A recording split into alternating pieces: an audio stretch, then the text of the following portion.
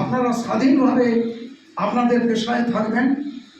আপনারা প্রত্যেকটা পেশেন্টের উপর সমান দেখভাল করবেন। মুখ্যমন্ত্রীর নির্দেশে এবার হাসপাতাল পরিদর্শনে মহিষাদলের বিজেপি বিধায়ক সুভাষ চন্দ্র পাঁজা। সোমবার পূর্ব মেদিনীপুরের বসুলিয়া গ্রামীণ হাসপাতাল ঘুরে দেখেন তিনি।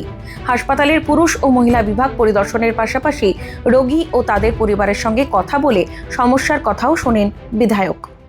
আপনারা স্বাধীনভাবে আপনাদের পেশায় থাকবেন।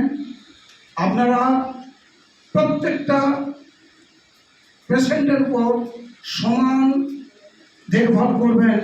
সে আমি কাউকে রেফার করে পাঠালাম বা রঘুনাথবাবু কাউকে রেফার করে পাঠালেন, রামকৃষ্ণবাবু কাউকে রেফার করে পাঠালেন, তাদের জন্য আপনারা সর্বদা সজাগ থাকবেন। বাকি যারা অত্যন্ত সাধারণ তাদের প্রতি আপনাদের লক্ষ্য নজর থাকবে না, এগুলো কাইন্ডলি আপনারা করবেন না। আপনাদের কাছে সবাই সমান।